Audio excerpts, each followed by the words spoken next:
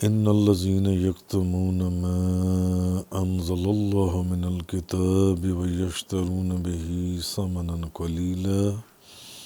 اولئك ما يأكلون في بطونهم الا النار ولا يكلمهم الله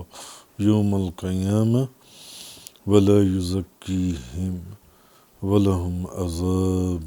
علیم۔ آج سورہ بقرہ کی آیت نمبر 174 کا بیان ہے۔ ان الذین یکتمون ما انزل اللہ من الکتاب، بے شک وہ لوگ جو اس کو چھپاتے ہیں جس کو اللہ نے کتاب میں نازل کیا ہے۔ بے شک جو لوگ اس کو چھپاتے ہیں جس کو اللہ نے کتاب میں نازل کیا ہے۔ وَيَشْتَرُونَ بِهِ ثَمَنًا قَلِيلًا، اور اس کے بدلے میں تھوڑا سا معاوضہ لیتی ہیں۔ أُولَئِكَ مَا يَأْكُلُونَ فِي بُطُونِهِمْ إِلَّا النَّارُ، یہ لوگ اپنے پیٹوں میں محض آگ بھر رہے ہیں، اپنے پیٹ میں آگ بھر رہے ہیں۔ وَلَا يُكَلِّمُهُمُ اللَّهُ يَوْمَ الْقِيَامَةِ، اور اللہ قیامت کے دن ان سے کلام نہیں کرے گا، معاذ اللہ، استغفر اللہ۔ وَلَا يُزَكِّيهِمْ، اور نہ ان کو گناہوں سے پاک کرے گا۔ وَلَهُمْ عَذَابٌ عَلِيمٌ، اور ان کے لیے دردناک عذاب ہے۔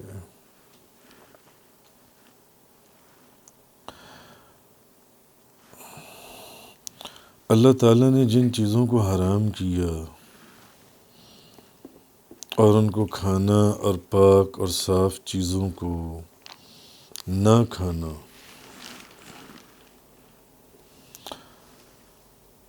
یہ جس طرح گمراہی اور گناہ ہے، اسی طرح اللہ تعالیٰ نے نبی کریم صلی اللہ علیہ وسلم کے جو اوصاف بیان کیے تھے ان کو بیان نہ کرنا اور چھپانا،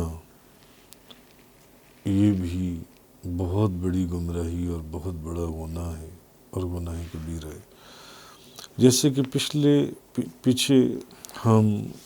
یہ چیز پڑھ کر آئے کہ انما حرم علیکم المیتۃ والدم ولحم الخنزیر، اللہ نے تم پر جس کا کھانا حرام کیا۔ جی، اب ان میں کتنی چیزیں تھیں جو ہم نے پچھلے بیان میں پڑھی تھیں؟ 4 چیزیں۔ ایک مردار، میتہ، والدم خون، ولحم الخنزیر خنزیر کا گوشت، وما اہل بہ لغیر اللہ، وہ جانور جس پر ذبح کے وقت غیر خدا کا، غیر اللہ کا نام لیا جائے، یہ 4 چیزیں حرام۔ مثلا پھر ہم نے سمندر کی چیزوں میں یہ چیز ہم نے اس کو پڑھا تھا کہ امام مالک اور امام شافعی کے نزدیک جون سے وہ مچھلی ہو یا کوئی اور سمندر کا جانور، وہ بغیر ذبح کے حلال ہے، اور امام مالک کے نزدیک سمندری سور کو چھوڑ کے باقی سب چیزیں حلال ہیں، اور امام اعظم ابو حنیفہ کے نزدیک صرف مچھلی کھانا جائز ہے سمندر کی چیزوں میں سے۔ امام شافعی اور امام احمد بن حنبل کے نزدیک ساری چیزیں سمندر کی جنسی ہیں وہ حلال ہیں، آپ کھا سکتے ہیں۔ امام اعظم ابو حنیفہ کے نزدیک صرف مچھلی کھا سکتے ہیں، باقی چیزیں نہیں کھا سکتے۔ امام مالک کے نزدیک سمندری سور کو چھوڑ کر باقی ساری چیزیں کھا سکتے ہیں۔ اور اس کے بعد پھر مردار کی تفصیل تھی کہ مردار میں اگر کوئی چیز ایسی ہے تو بقدر ضرورت اور کس صورت میں کھانے کی اجازت ہے، اور اس کے بعد پھر خنزیر کا گوشت، اور اس کے بعد وما اہل بہ لغیر اللہ، کہ وہ جانور جن پر ذبح کے وقت چھری چلاتے وقت ان کے گلے پر غیر اللہ کا نام لیا جائے، وہ جانور جنسی ہیں، یہ بھی حرام ہیں جنسی ہیں۔ تو اب اللہ تعالیٰ نے جن چیزوں کو حرام کیا، جو ہم پیچھے چند دنوں سے قرآن کریم کی تفسیر اور بیان میں پڑھ رہے تھے، اب اللہ تعالیٰ نے اس کے بعد فرمایا قرآن کریم میں کہ جس طرح ان چیزوں کو کھانا حرام ہے جی، اور یہ جو جن چیزوں کا پیچھے ذکر ہوا جی، اور پاک صاف چیزوں کو نہ کھانا جس طرح گمراہی اور گناہ ہے، اسی طرح ان الذین یکتمون ما انزل اللہ من الکتاب، بے شک جو لوگ اس کو چھپاتے ہیں جس کو اللہ نے کتاب میں نازل کیا، جس کو اللہ نے کتاب میں نازل کیا۔ اسی طرح تورات میں اللہ تعالیٰ نے نبی کریم صلی اللہ علیہ وسلم کے جو اوصاف بیان کیے، ان کو چھپانا یہ بھی گناہ کبیرہ میں سے ہے، اور ان کے عوض دنیا کا تھوڑا سا مال حاصل کرنا یہ گمراہی اور گناہ ہے۔ جیسے ہم پیچھے تفسیر میں پڑھ آئے ہیں کہ ان کے علماء تھوڑے سے پیسے اور لالچ میں وہ آیات کو تبدیل کر دیا کرتے تھے اور تورات میں تحریف کر دیتے تھے۔ تو امام مسلم روایت کرتے ہیں حضرت ابو ذر سے کہ نبی کریم صلی اللہ علیہ وسلم نے فرمایا، 3 لوگ ایسے ہیں جن سے اللہ تعالیٰ قیامت والے دن بات نہیں کرے گا، اور اس سے بڑا عذاب اور سختی اور تکلیف اور نحوست اور اس سے بڑی سزا اور کیا ہو سکتی ہے جس سے اللہ بات نہ کرے، جس سے اللہ بات نہیں کرے گا قیامت والے دن۔ حضرت ابو ذر فرماتے ہیں کہ رسول کریم صلی اللہ علیہ وسلم نے فرمایا جی کہ ان 3 لوگوں سے اللہ تعالیٰ قیامت والے دن بات نہیں کرے گا، یعنی اللہ پاک نے آگے فرمایا ان الذین یکتمون ما انزل اللہ من الکتاب ویشترون بہ ثمنا قلیلا، تھوڑا معاوضہ لیتی ہیں جی، اولئک ما یأکلون فی بطونہم الا النار،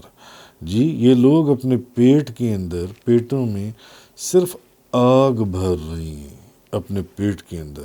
ولا یکلمہم اللہ یوم القیامہ، اور اللہ قیامت والے دن ان سے کلام نہیں کرے گا، قیامت والے دن اللہ ان سے بات نہیں کرے گا، ولا یزکیہم، نہ ان کو گناہوں سے پاک کرے گا، ولہم عذاب علیم، ان کے لیے دردناک عذاب ہے۔ اب یہ 3 لوگ کون ہیں جن سے خدا قیامت والے دن کلام نہیں کرے گا؟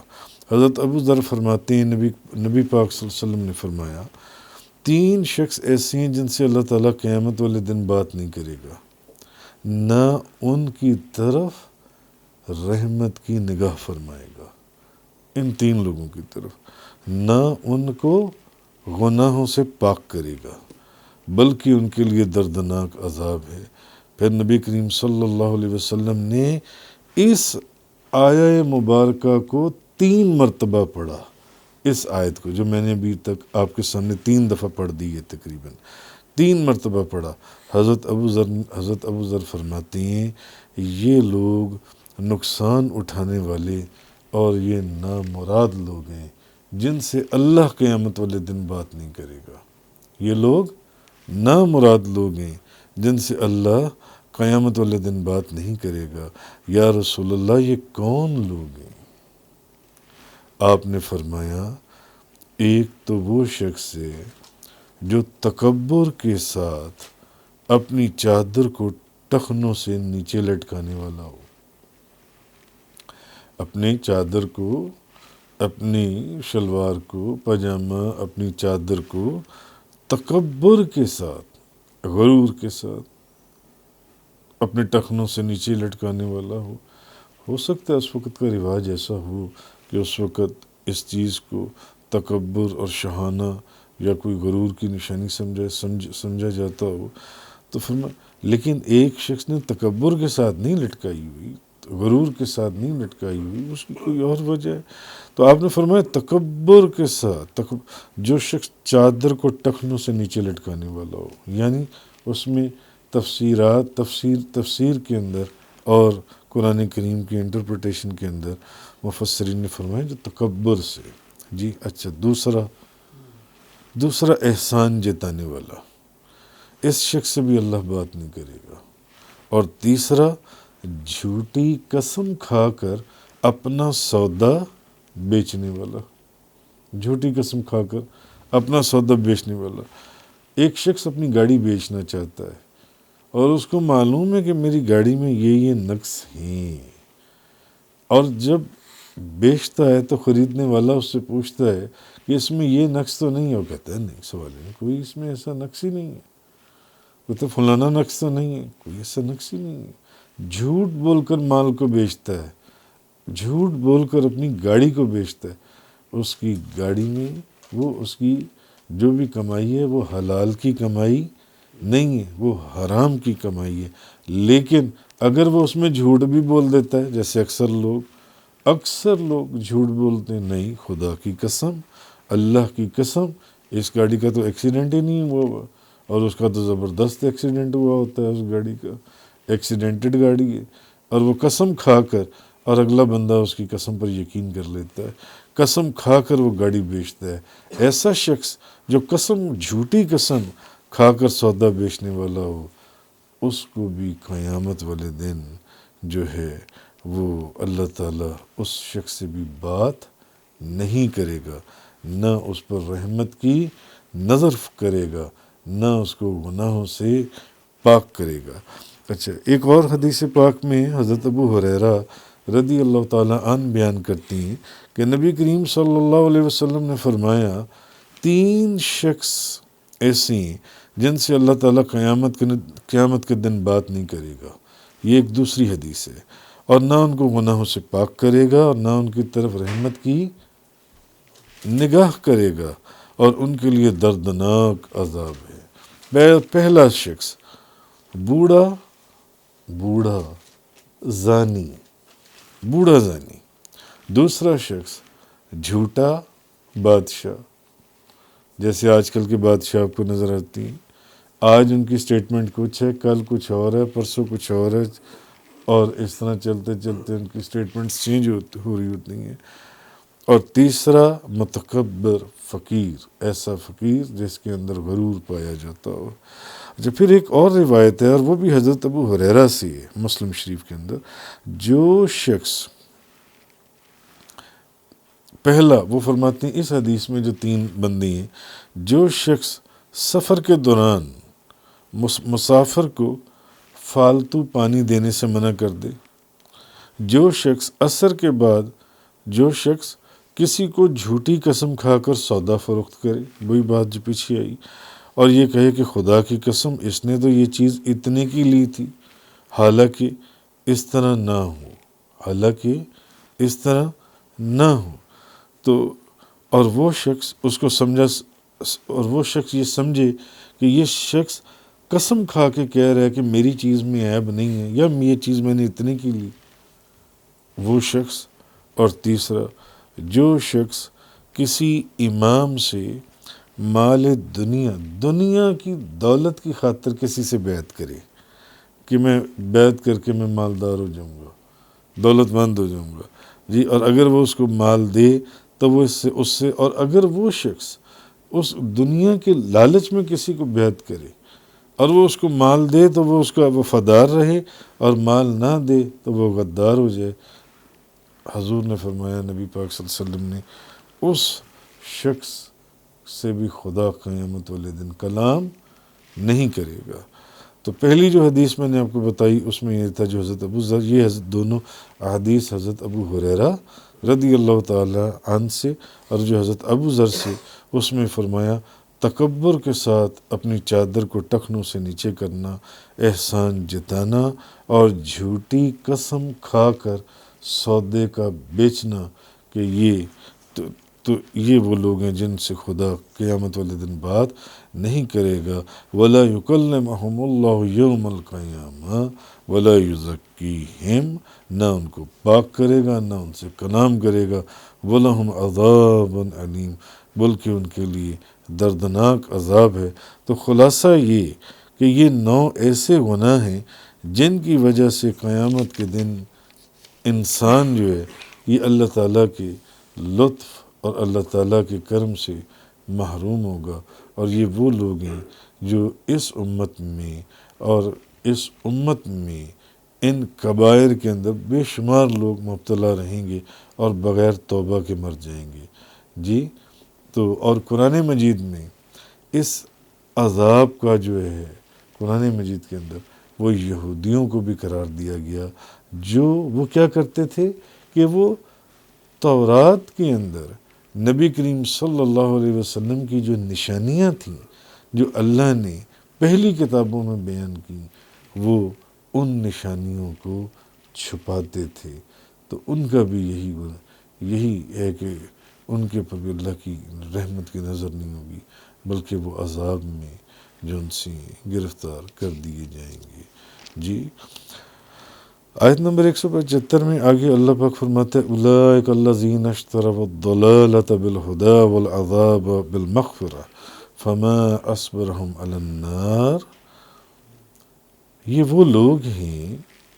جنہوں نے ہدایت کے بدلے میں گمراہی کو خرید لیا۔ یہ وہ لوگ ہیں جنہوں نے ہدایت کے بدلے میں گمراہی کو خرید لیا اور مغفرت کے بدلے میں عذاب کو خرید لیا، عذاب کو لے لیا۔ وہ آگ پر کس قدر صبر کرنے والی ہیں، اتنی ان کی ہمت ہے، یہ آگ کے اوپر صبر کر پائیں گے، کس قدر صبر کرنے والی ہیں جنہوں نے ہدایت کے بدلے میں گمراہی کو خریدا اور مغفرت کے بدلے میں جنہوں نے عذاب کو خریدا جن سے۔ اب یہ ایسے ہی ہے جس طرح سورۃ البقرہ کی آیت نمبر 16 میں بیان ہوا تھا، جو ہم پیچھے جس کی تفسیر پڑھ آئے، اولئک الذین اشتروا الضلالۃ بالہدی فما ربحت تجارتہم وما کانوا مہتدین، یہ وہ لوگ ہیں جنہوں نے گمراہی کو ہدایت کے بدلے میں خریدا، سو ان کی تجارت نفع بخش نہ ہوئی اور نہ یہ ہدایت یافتہ تھے، یہ ہدایت یافتہ نہیں تھے۔ تو اب اس جگہ پر خرید و فروخت جو اللہ تبارک و تعالیٰ نے فرمایا کہ انہوں نے ہدایت کے بدلے میں گمراہی کو خریدا، جی تو اب اس جگہ خرید و فروخت کو اس کے حقیقی معنوں میں مراد نہیں لیا گیا، بلکہ مراد یہ کہ انہوں نے ہدایت کے مقابلے میں گمراہی کو اختیار کر لیا۔ ان کے سامنے قرآن کریم، رسول کریم صلی اللہ علیہ وسلم کی ہدایت تھی جو حضور ہدایت دیتے تھے، مگر ان کے مقابلے میں یہودی عارضی جو ان سے عارضی منافع تھا، تھوڑا سا منافع تھا، اس کے بدلے میں وہ گمراہی کو انہوں نے خرید لیا۔ تو اس تجارت میں ان کا منافع تو دور کی بات، اللہ تبارک و ان کا اصل مال بھی ضائع ہو گیا۔ کیونکہ ان لوگوں کی فطرت کے اندر ہدایت کو قبول کرنے کی صلاحیت ہی نہیں تھی، ہدایت کو قبول کرنے کی۔ آگے اللہ تبارک و تعالیٰ فرماتے ہیں ذَلِكَ بِأَنَّ اللَّهَ نَزَّلَ الْكِتَابَ بِالْحَقِّ وَإِنَّ الَّذِينَ اخْتَلَفُوا فِي الْكِتَابِ لَفِي شِقَاقٍ بَعِيدٍ، یہ مخالفت یعنی یہ اس لیے کہ اس لیے کہ اللہ نے حق کے ساتھ کتاب نازل کی، بے شک جن لوگوں نے کتاب میں اختلاف کیا وہ بہت زیادہ مخالفت میں ہیں۔ اب اس سے ایک قول تو یہ ہے کہ اختلاف کرنے والے یہودی تھے۔